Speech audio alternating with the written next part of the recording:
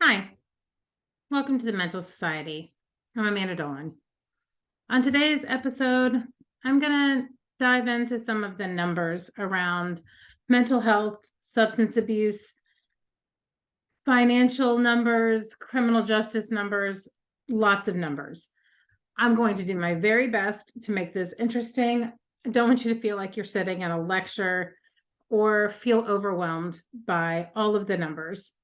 I know that there are some people like me. I love numbers. I think they're fascinating. And there are other people who just glaze over and their brain shuts off because, well, numbers aren't always fun. So the purpose of this is less to be very specific with the numbers. I don't want you to feel like, I need to remember everything to take a test, because I'm going to provide lots of resources so you can dig in on your own later and figure out what all these numbers mean in your world. But I just want to highlight some of the things that are shocking to me and important to know, so you can see the big picture and how mental health really does show up in all corners of our lives. So let's just kind of begin with the basics. And the numbers, by the way, that I'm using are United States focused. There are plenty of numbers for the rest of the world as well out there. But for today, we are sticking to the United States because that is easier. So here in the United States, about 50 million people have some sort of mental illness. That's, everything from kind of a minor depression all the way up to, what we would consider a severe mental illness like schizophrenia or bipolar or major depression where, you're suicidal and can't function. But that's just any mental illness, is that 20% or 50 million people. And that's a lot of people. Now, serious mental illness, which is a mental, behavioral, or emotional disorder that creates serious functional impairment. And it interferes with your daily activities. And these are often the people, with serious mental illness who are on disability, who can't work full time because their brains just aren't working the way that is required to do a lot of those everyday tasks consistently and well. So yeah, that's it. We've got 20% of people have any mental illness, and then 1/4 of those, or 5%. Yes, that's a whole lot of numbers, but that means more than 10 million people in the United States have a mental illness that interferes with their life and their everyday life and their ability to function. And that's a lot of people, and that does impact,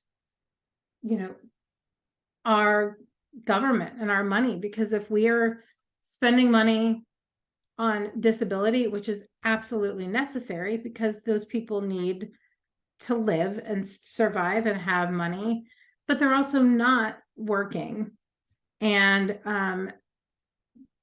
they're giving back in different ways, just not in the workforce. And I want to make sure that I make it very clear that there's no judgment here. If you have one of those serious mental illnesses, this is just information. And those people with serious mental illness, they have a lot of other obstacles to overcome. Okay, now, mental illness and substance abuse tend to go hand in hand. So talk for a minute about substance use disorder. That's what the American Psychiatric Association is calling that now, not addiction, though addiction is certainly part of that. Substance use disorder is so broad and so big when you look at the core of it, which is just a complex condition where there is uncontrolled use of substance despite harmful consequences. And there are all sorts of different things that you can look at with that. That's everything from binge drinking to, a meth addiction or heroin addiction where you are homeless and are stealing every day to provide for your addiction, to find that money to pay for the drugs that, quite frankly, at this point, your body really kind of needs to survive. If you're in that real addicted, physically addicted space. Again, here's just a whole lot of numbers. Drug abuse in the US costs us about $270 billion. Now, that is including things like the cost of crime in the criminal justice system, keeping people incarcerated, prosecuting them, all of those things. The increased healthcare costs, like from overdoses, hospital stays, a loss of work productivity, because if you're high or you're drunk, you're not going to be as effective at your job. And so your productivity is going to go down. Now, those numbers, we're not even counting things like the loss of life or injury, say, from a drunk driving accident. So just something to think about, that $270 billion doesn't even take into account people's everyday lives and things that they might lose that are intangible, not a bill that you see from the hospital. Now, while those are the numbers, let's talk about the number of people that are affected by this or that could have that diagnosis. 8% of Americans meet the diagnostic criteria for a substance use disorder. Now, that does not mean that everyone is diagnosed with one, or even that they see a problem with it. Because here's the thing is, about 175 million Americans, which is like half the population, have used or misused alcohol or other drugs. Now, there's a big difference, right, with having a drink at dinner, having a glass of wine, and having a bottle of wine, or having a beer while you are grilling with your friends and having a case of beer. So that, that big number of people, let's remember that it includes use and not just misuse. But here's the thing is 1 in 7 Americans will develop a substance use disorder, because substances, and I'm specifically thinking of things like alcohol. It's such a part of our culture, and we could dig into the whys of substance use, and I think that's for a whole other episode. But here's some other interesting things, and I'm going to get into this in another episode, which I want to talk about access to care. But only 10% of people with a substance use disorder receive care. But here's the interesting thing about that is that for every dollar spent on evidence-based intervention, we save $58 in healthcare, criminal justice, all of those things. It's just fascinating to me how much money we save when we efficiently and effectively treat mental illness and substance abuse. And again, I'm going to get in just a minute a little bit more into access to care. And all of these are probably going to be episodes on their own later. I just want to give you a really big overview. So here are a couple other interesting statistics. Half half of all mental disorders that are lifelong show up by the age of 14. And that is interesting. It's information. And I was talking to a friend whose daughter has not been diagnosed with bipolar because she's not 18 and they don't want to, put that diagnosis on her yet or treat her for that. And I have thoughts and concerns about that. And hopefully we'll get into that with a professional later who can share more about the whys of that. But also 3/4 of mental health disorders begin before 24. So that means that young people are where intervention really needs to start, in my opinion, because the earlier the intervention is, the more efficient and effective the treatment is, and the more skills people will have to live with that mental illness. And so I just, think about that. Think about how many people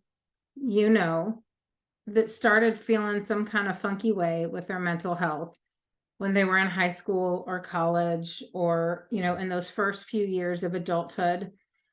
And then think about like the access to care that you really have when, you're first out of your parents' home and you're no longer on their health insurance. And what that might mean for your ability to go and receive treatment. So let's kind of dig in a little bit to access of care. This is where the numbers can get very because if you dig into the math, like I love to do, it's a lot of numbers.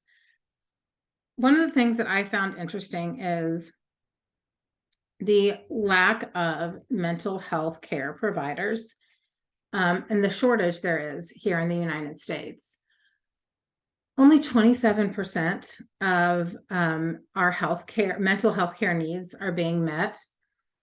I believe that number is higher. I've linked below a blog that I wrote with a whole lot of numbers and math in it. If you want more of that, go in and dig into that. But I want to highlight a few quick things here. What the US government says meets the requirement for adequate mental health care and access to it and enough providers is, in most places, for every 30,000 people of the population, one psychiatrist is needed.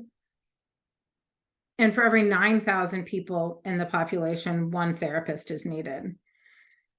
Again, I can go into numbers and what all that means. But what that really just means is think about how many people, if 20% of the population has a mental illness and 30,000 people are expected to be, cared for by one psychiatrist. I have thoughts. And I would encourage you to do some thinking and look at some of the resources and see what you think treatment availability and access to that care should be. At this time, too, I want to make a note that in the United States, we are only meeting about 38% of dental needs for our population, and we only have about 48% of healthcare providers necessary to provide adequate and comprehensive care. So this is not just a mental health issue. This is a healthcare issue. And there are things being done with this. I've talked to some of my state representatives who have talked about implementing incentives for people to move here to Texas and making it easier for out-of-state medical providers to come here. But still, we are far, far way off from having enough providers. And then I want to add that those people that are providing care, well, a lot of them aren't taking insurance. And that makes healthcare unaffordable, that mental health care unaffordable for a lot of people. Um, right now, there are, gosh, 40% of people don't receive, like, they don't make the decision to receive care because of the cost, but 30% of people with a serious mental illness don't receive treatment because of cost. And remember, those people with a serious mental illness, those are the ones that aren't functioning well in their daily life. And mental health treatment will likely help them function better, but they can't afford it. And you're stuck in this vicious cycle, right? Of can't work to make money because my mental health isn't great, but I can't get my mental health great because I don't have money. And I don't have money because my mental health isn't good, right? It's just this, it's a cycle, and it's frustrating. Um, and when I talked about people, mental health professionals, not really taking insurance anymore, I found this statistic interesting, is that only about half of psychiatrists take insurance, but 90% of other doctors do.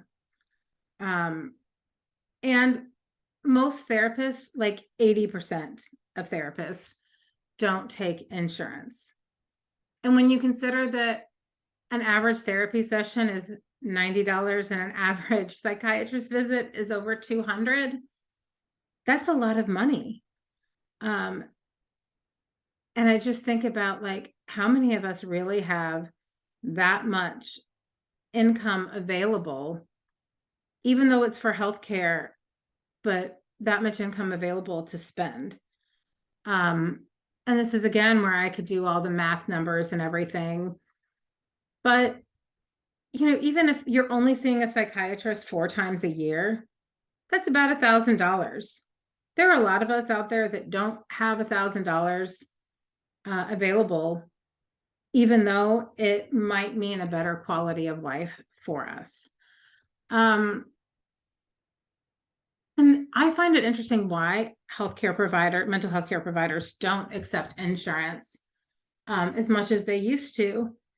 And really what it boils down to is the rates that they're paid back by insurance companies is significantly lower than the going rate, if you will, for people with that level of education and expertise. But also it's things like, to get reimbursed, therapists often have to give you a diagnosis.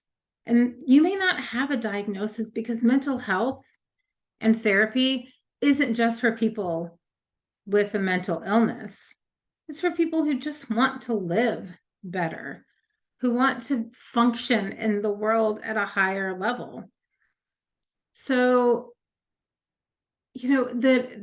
that again, your insurance company isn't going to take insurance unless you have a diagnosis, or insurance companies want to look at all of those notes and see what you said in your therapy sessions.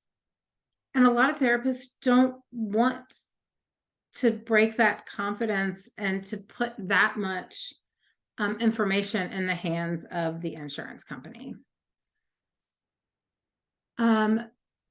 All right, so that was a lot of numbers so far about how many people are impacted by mental illness and serious mental illness and substance use and access to care. And so now I want to dig in a little bit to how that kind of shows up in the world when we see things daily. So homelessness. I think a lot of people just make the assumption that people that are homeless are lazy or they're not willing to work. But the thing is, 30% of people who are chronically homeless have a mental health condition of some sort.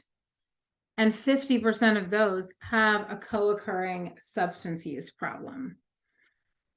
I think substance use for a lot of people is a way to self-medicate because they can't afford the treatment. I know that's something that was true for me. With my bipolar and my ADHD, my brain was busy all the time.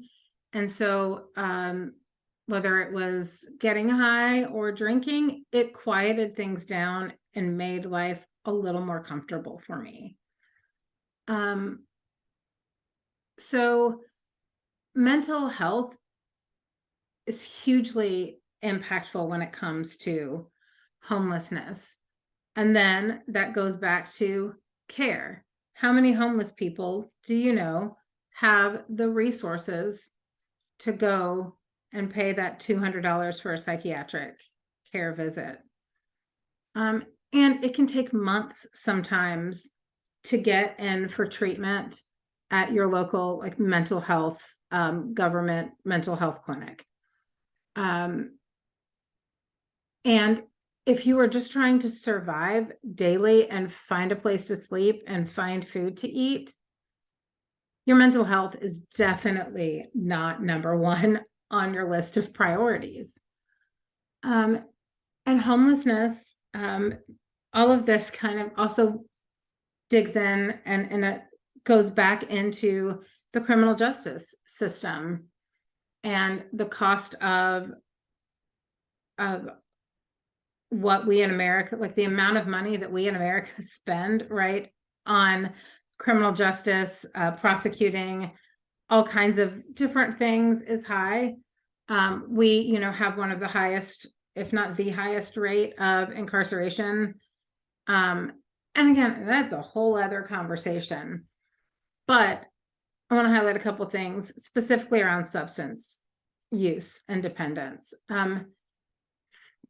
Almost 60% of people in jail and in prison have a history of dependence on substances or abuse of substances, whereas that number is about 6% for the whole population. So we're talking 10 times more. And then also in prisons, and there is a difference between prison and jail. Prison is typically state or federal, and for felonies, more serious crimes. Jail tends to be a local, misdemeanor type place. So let's make that kind of clear here. But what's interesting is that 14% of people that are incarcerated in prison have a serious mental illness. And if you remember at the beginning, I talked about that about 5% of the population as a whole has a serious mental illness. So in prison, it's 3 times more roughly than the average, the average of the population as a whole. But in jail, that number jumps to 26%. So it's 5 times. So what's going on there that we have such a discrepancy of serious mental illness and incarceration? And it's something to look into. And I don't have answers. I'm just sharing some information so we can start opening up conversations. The other interesting fact that I found is rates of mental illness increase as the number of arrests increase. And what that tells me, and make your own conclusion, is that people with a mental illness are more likely to have chronic interactions with the criminal justice system, whatever that looks like, whether it's substance use or theft or assaults. I don't know. I don't want to dig into those numbers, but it's just interesting to point out. And when I think about all of this, it goes back to access to care. And how are we helping these people keep from reoffending? Are we ensuring that they have adequate mental health treatment, not just while they are in custody, but the resources to get that treatment when they are no longer in that controlled environment. So, a lot of what I feel like I've talked about really does come down to access to care and how much money we're really spending in this, on this, and how much of our energy and effort is being put into mental wellness. So the last thing I want to touch on is mental health in the workplace. This is what I find fascinating. Because not that long ago, I found an article that referred to a study that was done by the University of Chicago. And in the show notes, I'm going to link some things about that study and some things that came out of that study, which included a mental health calculator, and how mental health impacts workplace. So here was the fascinating thing about that study, more than anything else. For every dollar invested in an employee's mental wellness, that may mean therapy, extra time off, like personal days, those mental health days, or access to other self-care kind of things. For every dollar that companies invested in that, they got a $4 return on investment. How many of y'all out there would throw money into something if you knew that in 1 year you would get $4 back for every dollar you put in? Because I sure as heck would. But these are the numbers that I really found interesting when I was looking at this, is that people with mental illness or mental distress is, I believe, what they called it in this study. And that could mean a mental illness, but it could also be someone that just lost a loved one, or someone who had even just a bad fight with their partner at home. So mental distress is kind of broad and not very well defined, but the numbers are still fascinating. So people that are experiencing mental distress spend on average $2,800 more in healthcare a year than their peers without mental illness or that mental distress that we talked about. That's a pretty good amount of money.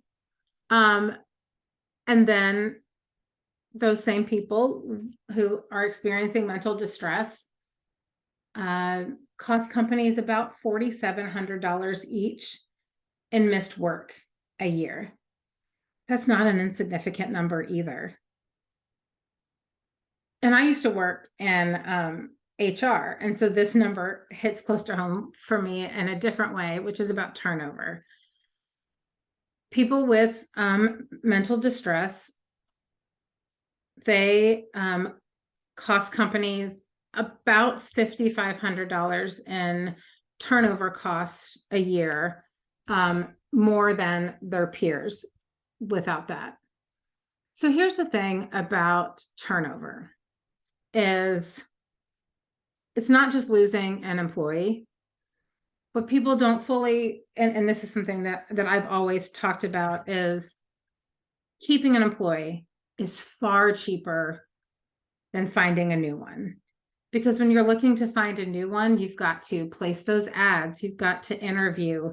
That's taking time away from other tasks that those people that are doing the hiring could be spending their time on.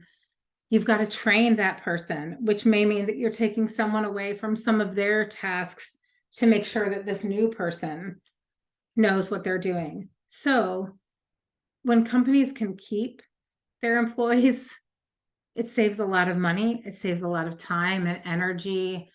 And I think, my opinion, when people stay, it creates a different environment because people are connected and you get to know each other. And I would argue that having those connections and having that support system at work, in addition to at home and in your social circles, that helps lessen the impact that mental distress stress overall has on your daily existence and your life. So, yeah, that's a lot of numbers and a lot of information. And in the show notes down below, there are a bunch of links. I really tried hard to find links, find research from reputable sources. A lot of these have come from the government. And by that, I mean the National Institute of Health, also places like, you know, like mentalhealth.gov, um, and places like, the Surgeon General. So I would encourage you to take time and look at some of the numbers in the areas that might interest you. And remember that we can manipulate numbers a lot to fit our narrative. And I'm a big fan of follow the money. Like, what are these people gaining by having these numbers available? And what's the purpose of that? Is it to provide more funding? And if it is, who's benefiting from that funding? Is it just the people in need of care? Or is there a person or a company, something for profit behind it? So think about that and dig into that a little bit too, because these are the numbers I found, and I'm sure there are different numbers other places because, we can make numbers look like what we want them to.